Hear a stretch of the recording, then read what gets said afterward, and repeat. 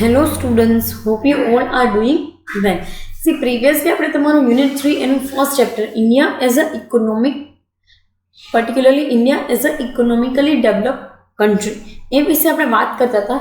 C economically developing country વિશે વાત કરવામાં આપણે પર્ટિક્યુલર કેરેક્ટરિસ્ટિક્સ જોઈ લીધેલા as well as first two characteristics આપણે ઇફેક્ટિવ વેની અંદર ડિસ્કસ કર્યા, જેમાં નેશનલ ઇન્કમનો વધારો, પર કેપિટા ઇન્કમનો વધારો, એઝ વેલ એઝ ના પર્ટિક્યુલર પ્રીવિયસ સેશન્સની અંદર આપણે જે છે એ સ્ટ્રક્ચરલ ચેન્જીસ વિશે વાત કરતા હતા.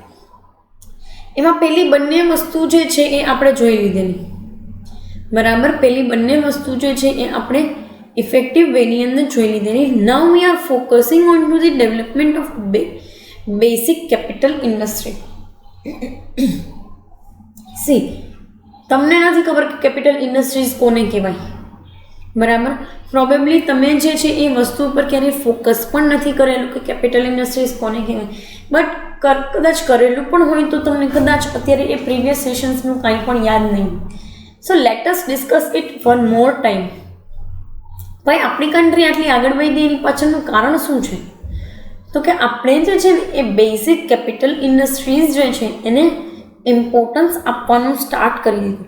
હવે આવી બેઝિક કેપિટલ ઇન્ડસ્ટ્રીની અંદર કઈ કઈ વસ્તુઓ આવે તો કે દરેક પ્રકારની મશીનરી, એવી મશીનરી કે જે મશીનરીનો યુઝ જે છે એ કોઈ પણ ગુડ્સ જે છે એ બનાવવામાં થતો હોય તો કેપિટલ ઇન્ડસ્ટ્રી એને કહેવાય કે જે આવી મશીનરી બનાવતી હોય.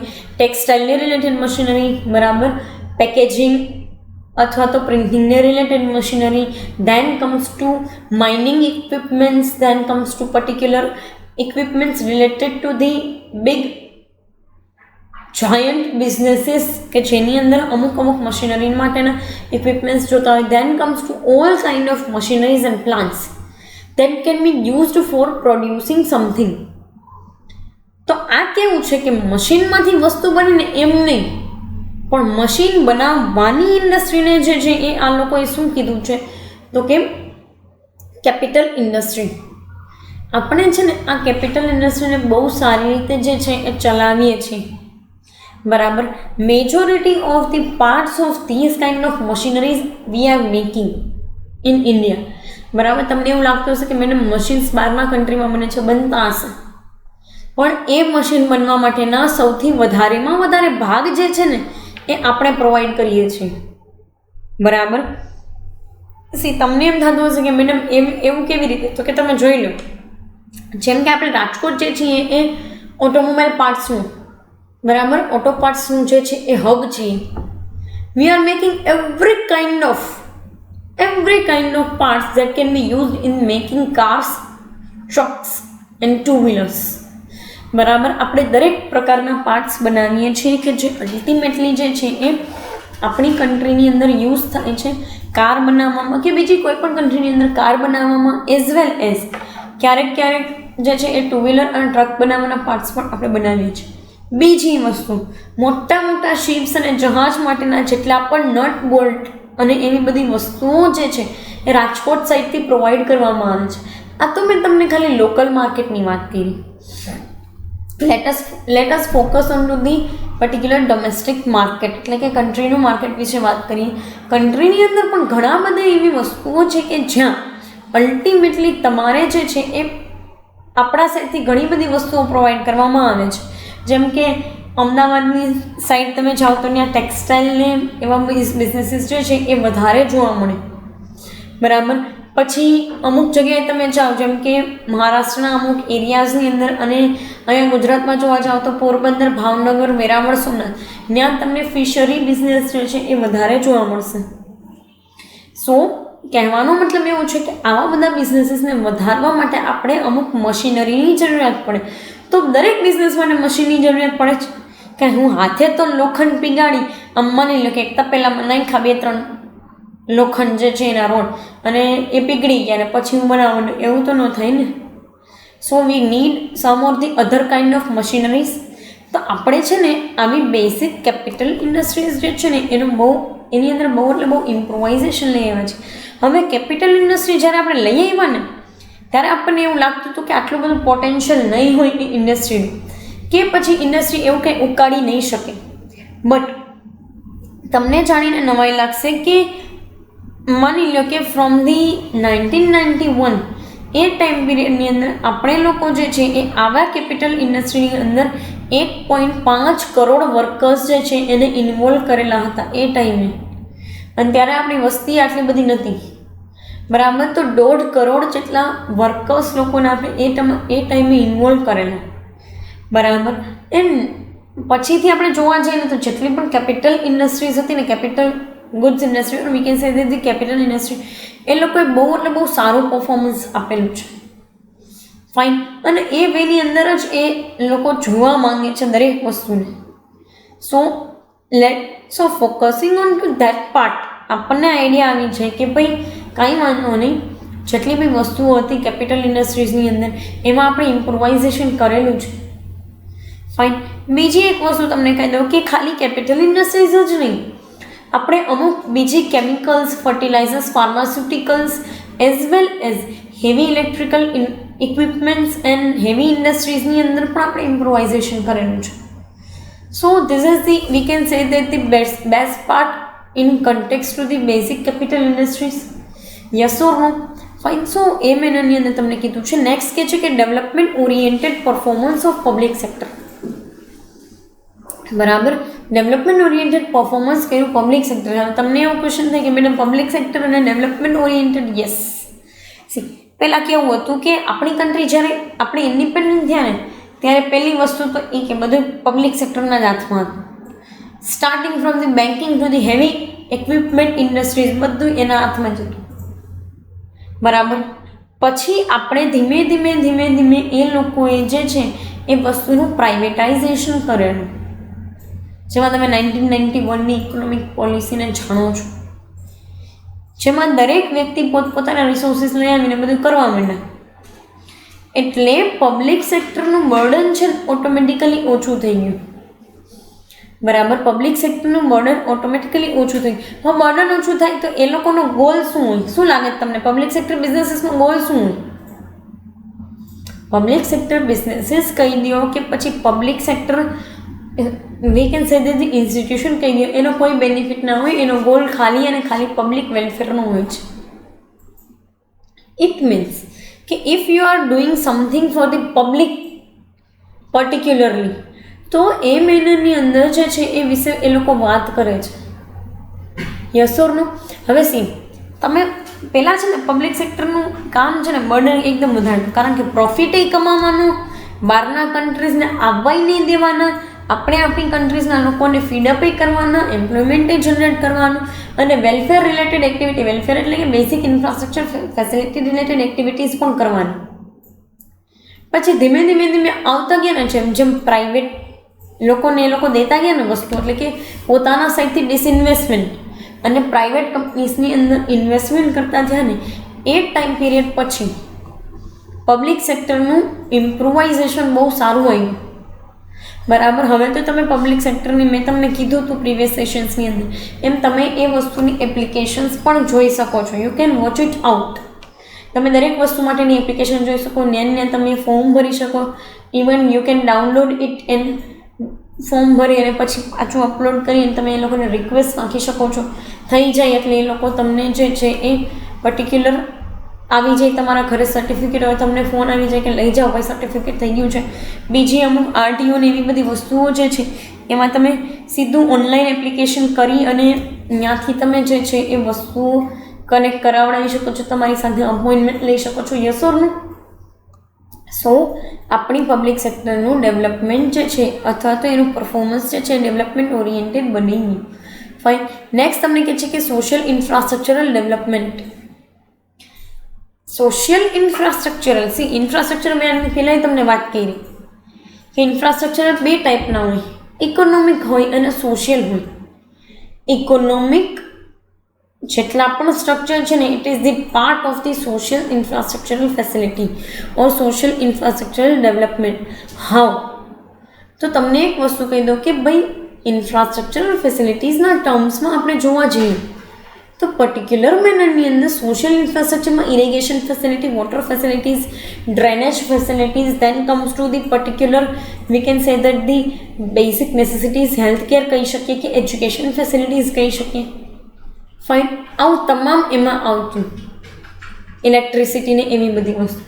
તો સોશિયલ ઇન્ફ્રાસ્ટ્રક્ચર ડેવલપમેન્ટ આપણે કરેલું છે, એટલે કે maximum number of schools and colleges જે છે એ બનાવેલા છે, maximum number of primary health centres જે છે એ બનાવેલા છે.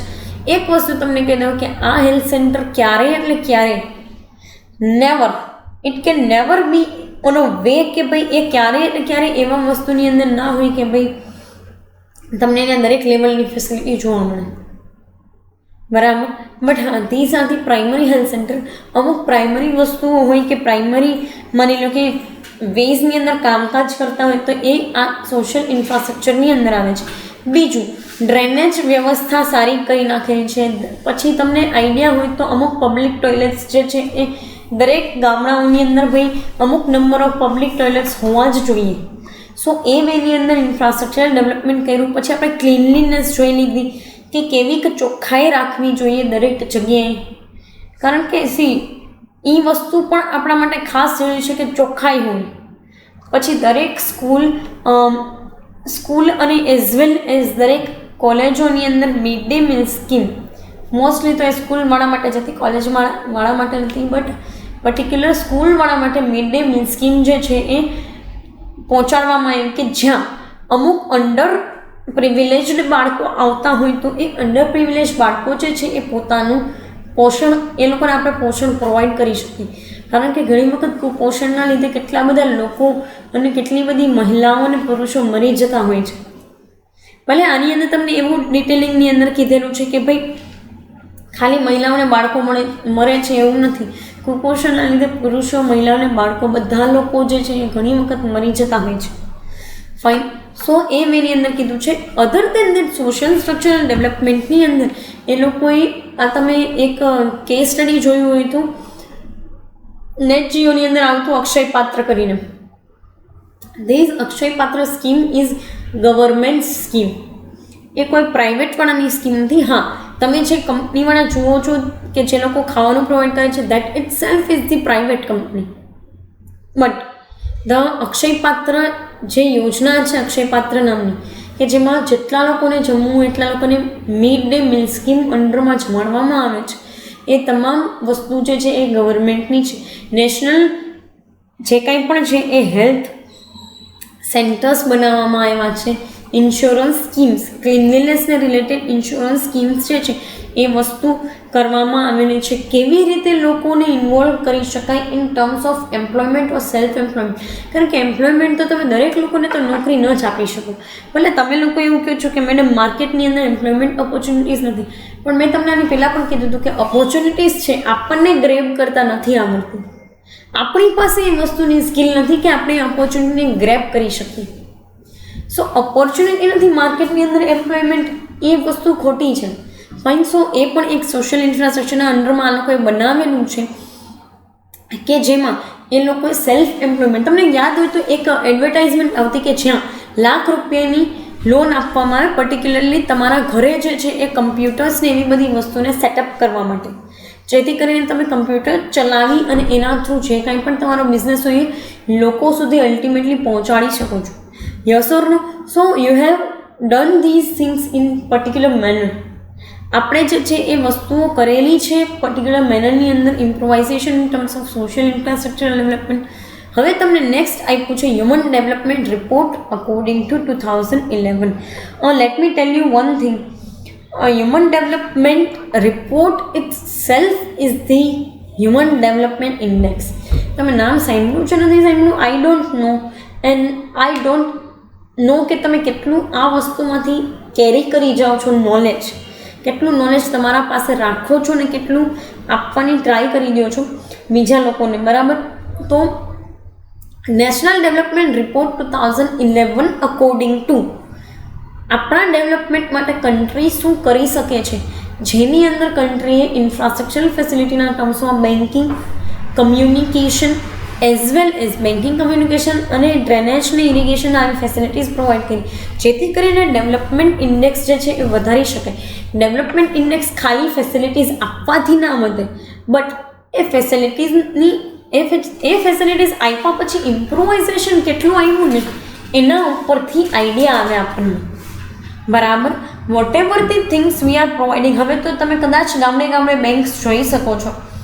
And if you want to go for any kind of case study particular in terms of banking sectors development in villages, you can go through my project. બરાબર. If you want to, તમારે એવું extra knowledge જોતું હોય and એ વસ્તુ માટેની ઈચ્છા હોય, so you can contact to me for that particular case study. I have done me and my project partner. બરાબર. પ્રોજેક્ટ પાર્ટનર અને અમે બંને ભેગા થઈને બહુ એક એવા લેવલનું કેસ સ્ટડી કરેલું છે કે જે અત્યાર સુધી ઇન્ડિયાની અંદર કોઈ કેરી નહોતું કરેલું. Fine. So you can go for that also.